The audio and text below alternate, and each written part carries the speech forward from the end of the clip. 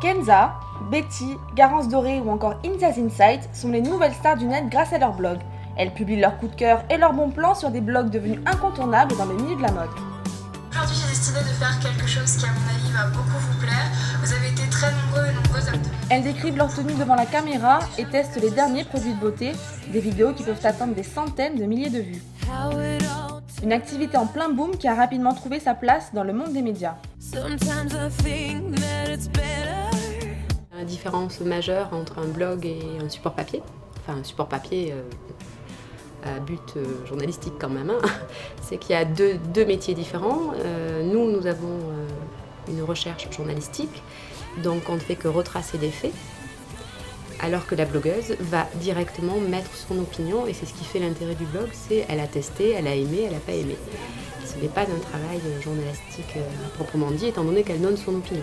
On a travaillé aussi avec des blogueuses qui faisaient des pages de pub, des pages de blog sur le papier. Donc c'est bien au contraire que c'est pas une, il faut pas voir ça comme deux choses qui peuvent être complètement en opposition. Au contraire, c'est vraiment une complémentarité. Pas de concurrence déloyale pour les magazines, mais pour faire la différence, des blogueuses ont trouvé l'astuce pour sortir du lot. Bonjour! C'est le cas de Marie, montpelliéraine de 26 ans. En plus de son activité de blogueuse, Marie consacre son temps à Louise Éclos, un concept original qui reprend l'idée des box. Mais ici, pas question de produits de beauté, ce sont des robes que les abonnés reçoivent. Alors j'ai lancé les dress box il y a un mois, donc ça fait là par contre 6 mois que j'étais dessus. Alors les dress box, c'est une robe que je vais chercher pour une personne précise. Déjà j'envoie un formulaire à chaque abonné où je demande tout. Alors je lui ai demandé de me dire quelle taille elle fait, que ce soit sa taille en vêtements ou sa taille en hauteur, sa taille de poitrine. Je vais lui demander des photos d'elle, si elle aime le motif pied de poule, carreau, uni, si elle aime les manches, si elle veut... Voilà, vraiment ça va être hyper détaillé parce que moi grâce à toutes ces infos je vais pouvoir chercher la robe pour elle. Donc chaque box a un petit bracelet avec un partenaire et une petite broche qui a été faite, qui a été peinte main par une autre partenaire également. Donc il y a un petit mot qui est destiné à chaque personne. Et ensuite, une fois qu'on a tout retiré, on arrive à la fameuse robe.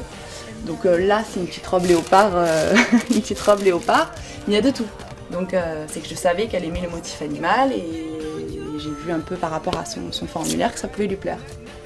Donc voilà, celle-ci elle est prête à partir dès demain. Mais Louise Éclos, c'est avant tout un blog qui permet à Marie de rester proche de ses abonnés. Elle y affiche dernières trouvailles et bons plans et échange avec ses lectrices leurs avis sur les dernières collections, une proximité que Marie souhaite entretenir. Là, mais aussi j'ai créé un blog pour avoir des relations plus proches avec les gens. Que ce soit pas uniquement, voilà, je suis la vendeuse, tu es la cliente, je te vends ma robe. Sur le blog, je parle donc de la boutique Louise Éclos, mais je parle surtout des robes en général. Donc ça va être exactement un coup de cœur que je vais avoir dans la rue, pas dans la rue, sur un site, et aussi des coups de cœur dans la rue où il y a une fille, je vais la voir, elle va avoir une jolie robe, je dis bon, écoute, est-ce que tu acceptes de poser pour le blog? Et les robes ne sont pas les seules tenues qui inspirent les internautes. On retrouve dans la rue des looks directement copiés de ces blogs où les stars y exposent les dernières tendances, véritable source d'inspiration pour une population toujours connectée. C'est le blog de Betty, il y a aussi le blog de Garance Doré, mais bon, elle aussi c'est un peu trop. Et après juste des sites de mode, genre ASOS, on regarde les nouveautés, on s'inspire aussi des stars, hein. Genre Rihanna, tout ça, c'est la base quoi. Les stars, ouais, elles influent, c'est sûr. Après, honnêtement, je sais pas si chacun ses goûts et c'est vraiment partout. Même ça peut être dans la rue, comme ça peut être sur internet, vraiment. Sur internet, franchement, parfois, genre, on va voir des choses, on va voir des images de stars par exemple. Ils vont être bien habillés. Logiquement, avec internet, on va retrouver plus facilement les habits que par exemple aller à Majestic et trouver un habit quoi. Donc sur internet, franchement, c'est plus facile. Surtout les magazines, c'est vrai, c'est payant. Sur internet, il y a tout qui est gratuit. Ouais, on s'inspire plus d'internet parce que disons que c'est ouvert au monde entier, contrairement à Montpellier, c'est vraiment restreint au niveau de la mode et tout ça. Donc ouais, après, je dirais plus ça peut être la télé aussi. Si un magazine me tombe sous les mains et que je vois des choses qui m'intéressent, je vais par exemple retenir une marque, puis après je vais faire mes recherches moi-même sur internet.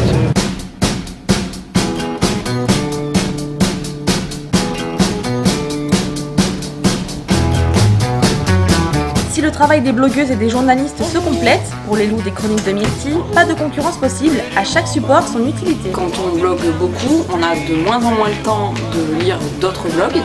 Et du coup, peut-être que le magazine, ça reste un support papier qui évite d'être devant son écran, en fait, à un moment donné aussi. Et je pense que ça, c'est important pour les gens d'avoir un vrai support de lecture, autre que son ordinateur ou sa tablette.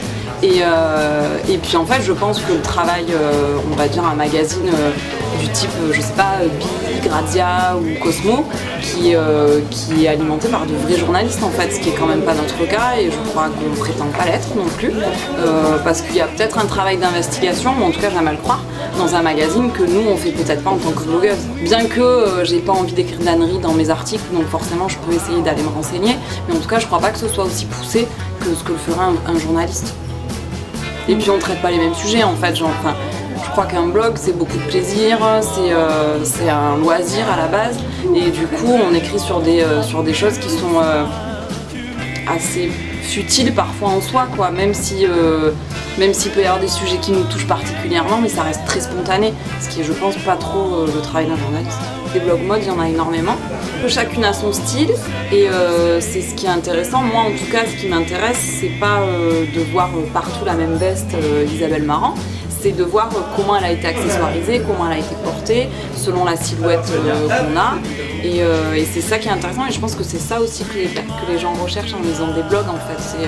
C'est le style de chacune, voir comment on porte de la couleur, comment on porte un imprimé, voilà, c'est essayer de s'imaginer dans un vêtement au travers peut-être du regard de quelqu'un qui a peut-être la même silhouette que nous. Vous l'aurez compris, que ce soit sur un écran ou du papier, l'essentiel c'est de se compléter. Mais ce qui est sûr, c'est que le phénomène blogueuse n'a pas fini de faire parler de lui.